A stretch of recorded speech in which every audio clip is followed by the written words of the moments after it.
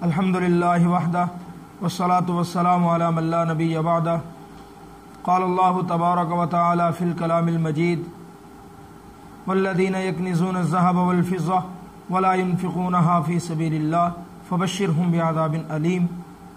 وہ لوگ جو جمع کر کے رکھتے ہیں سونے اور چاندی کو، ولا ينفقونها فی سبیل اللہ، اور اللہ کے راستے میں خرچ نہیں کرتے، فبشرہم بعذاب علیم، تو ایسے لوگوں کو دردناک عذاب کی خبر سنا دیجئے۔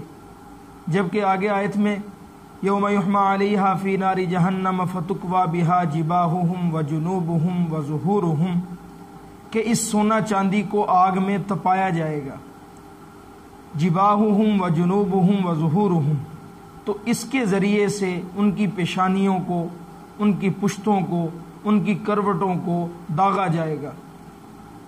ھذا ما کنزتم لانفسکم، یہ ہے وہ مال جس کو تم اپنے لیے جمع کرتے تھے، فذوقوا ما کنتم تکنزون، پس تم مزہ چکھو جو تم نے جمع کیا۔ تو اب جو لوگ اپنے مال کی زکوٰۃ ادا کرتے ہیں، ولا ينفقونها سے اس بات کی طرف اشارہ ہے وقتاً فوقتاً اپنے مال کی زکوٰۃ ادا کر دینے والا اس حکم سے نکل جاتا ہے، اس کے لیے یہ وعید نہیں۔ جو لوگ اپنے مال کو سنبھال کے رکھتے ہیں، اللہ کے راستے میں خرچ نہیں کرتے، ان کے لیے واضح طور پہ اللہ پاک نے اعلان فرما دیا کہ یہ جو سونا اور چاندی کل قیامت کے دن جہنم کی آگ میں تپا کے ان کو داغا جائے گا۔ تو اللہ پاک ہمیں اس چیز سے بچائے۔ جبکہ یہ جو زکوٰۃ کا مال جو ہوتا ہے یہ میل کچیل ہوتا ہے، جیسے رسول اللہ صلی اللہ علیہ وسلم نے ارشاد فرمایا ان هذه الصدقات انما هي اوساخ الناس، کہ زکوٰۃ کا مال لوگوں کے میل کچیل کے سوا کچھ نہیں۔ اور دوسری روایت میں رسول اللہ صلی اللہ علیہ وسلم نے ارشاد فرمایا ما خالطت الزکوٰۃ مالا قط الا اہلکتہ، کہ زکوٰۃ کا مال جس مال میں شامل ہو جائے اس کو ہلاک کر کے چھوڑے گا۔ تو اللہ کی پناہ کہ یہ زکوٰۃ کا مال اتنا سخت ہے کہ اگر ہم مال کی زکوٰۃ ادا نہیں کریں گے تو وہ مال ہمارا تباہ و برباد ہو جائے گا، جیسے کہ رسول اللہ صلی اللہ علیہ وسلم کی حدیث مبارکہ سے یہ بات ثابت ہے۔ اور میں اس بات کی طرف اشارہ کرنا چاہتا ہوں کہ زکوٰۃ ادا کرنے کے فوائد کیا ہیں۔ زکوٰۃ ادا کرنے کے 3 فائدے ہیں۔ نمبر 1 عبادت، جیسے نماز عبادت اسی طرح زکوٰۃ عبادت۔ کلام مجید میں 12 مرتبہ نماز کے ساتھ بھی زکوٰۃ کا ذکر آیا اور نماز کے علاوہ بھی زکوٰۃ کا ذکر آیا، جبکہ حدیث مبارکہ سے بھی زکوٰۃ کا ثبوت ہمیں ملتا ہے اور عین عبادت ملتا ہے۔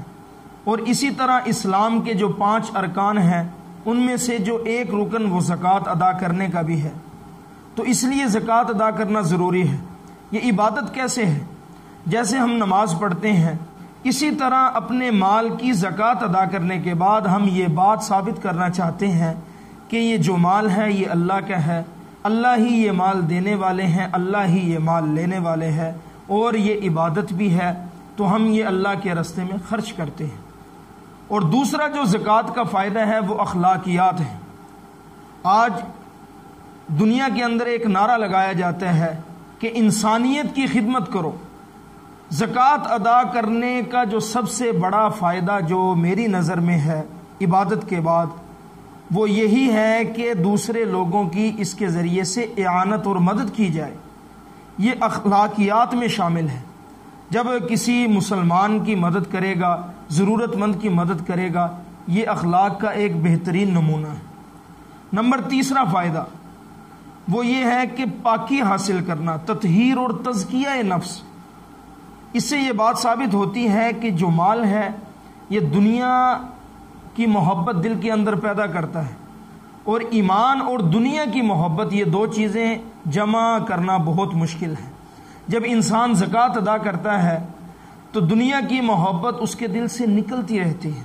جب دنیا کی محبت اس کے دل سے نکلتی رہتی ہے، اس کو اپنی موت کا بھی فکر ہوتا ہے، آخرت کا بھی فکر ہوتا ہے، اسے یہ ذہن میں بھی ہوتا ہے کہ کل قیامت کے دن میں نے اللہ کے حضور پیش ہونا ہے، تو تمام باتیں اس کے ذہن میں آتی ہے۔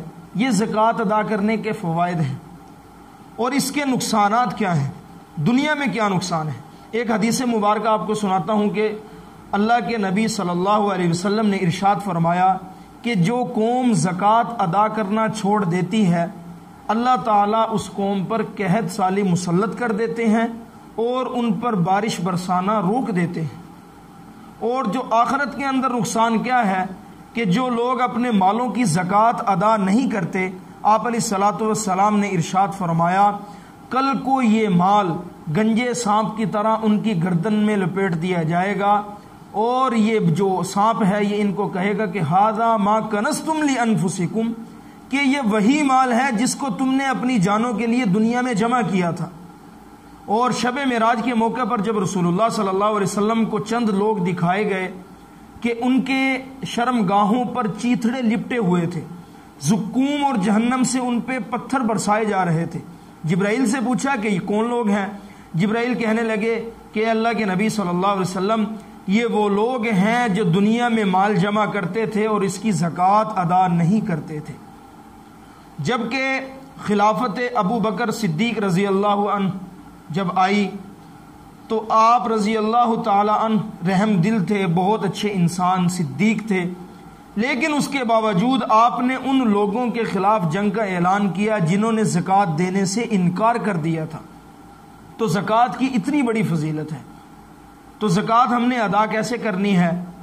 تو اس میں مختلف صورتیں ہیں۔ زکوٰۃ کن لوگوں پہ آتی ہے؟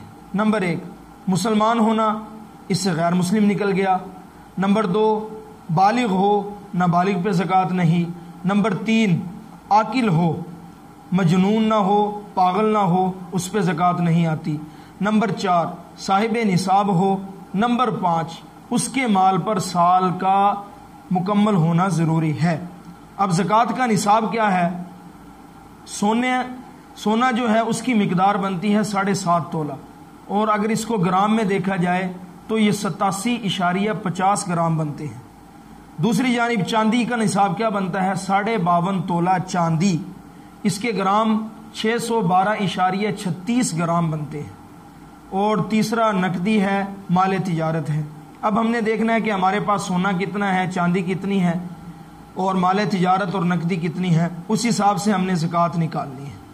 تو وہ اس کی مختلف صورتیں ہیں، اور اس کا میں آسان طریقہ آپ کو بتاتا چلوں کہ زکوٰۃ کے لیے ہم اپنا قمری مہینے، یعنی جسے اسلامی مہینے کہتے ہیں، اس مہینوں میں سے ایک تاریخ کو متعین کر لیں، چاہے وہ محرم کی ہو جائے، چاہے وہ صفر کی ہو جائے، چاہے ربیع الاول ربیع الثانی، کسی بھی اسلامی مہینے کی ایک تاریخ کو متعین کر لیں، اور اس تاریخ کو ہر سال اسی تاریخ کو آپ زکوٰۃ ادا کریں، کیونکہ پورے سال مال کی آئی چلائی رہتی ہے، انسان کے پاس تھوڑا ہوتا ہے، کم ہوتا ہے، زیادہ ہوتا رہتا ہے، لیکن اس میں انسان پریشان رہتا ہے کہ میں زکوٰۃ کیسے ادا کروں۔ جب آپ ایک تاریخ کو، اسلامی مہینے کی ایک تاریخ کو متعین کر لیں گے تو اس تاریخ کو چاہے 1 گھنٹہ پہلے، چاہے 1 دن پہلے، چاہے اسی وقت آپ کے پاس مال آیا ہے، سونا آیا ہے، چاندی آئی ہے، مال تجارت آپ نے بیچنے کی نیت سے خریدا ہے، یا آپ کے پاس نقدی آئی ہے، تو اسی وقت جو حالیہ موجود آپ کے پاس رقم ہوگی، جو چیزیں ہوں گی جس پہ زکوٰۃ واجب ہے، ان کا آپ حساب لگائیں۔ حساب لگانے کے بعد جو مالیت بنے، جیسے فار ایگزامپل آپ کے پاس 5 لاکھ روپے کی مالیت بن گئی، اب اس کا بھی آسان طریقہ یہ ہے کہ آپ 5 لاکھ کو 40 پہ تقسیم کر دیں، جو زکوٰۃ نکلے گی، جو جواب نکلے گا وہ آپ زکوٰۃ ادا کر دیں۔ تو زکوٰۃ اسی طرح ضروری ہے جس طرح نماز ادا کرنا ضروری ہے، جس طرح حج ادا کرنا ضروری ہے۔ اگر ہم زکوٰۃ ادا نہیں کریں گے تو قرآن پاک کا فیصلہ آپ نے سن لیا، رسول اللہ صلی اللہ علیہ وسلم کے ارشادات آپ نے سن لیے۔ اللہ تعالی ہمارا حامی و ناصر ہو، اور آپ علیہ الصلاۃ والسلام کے بتائے ہوئے تمام طریقوں پر پورا عمل کرنے کی توفیق عطا فرمائے۔ جزاکم اللہ۔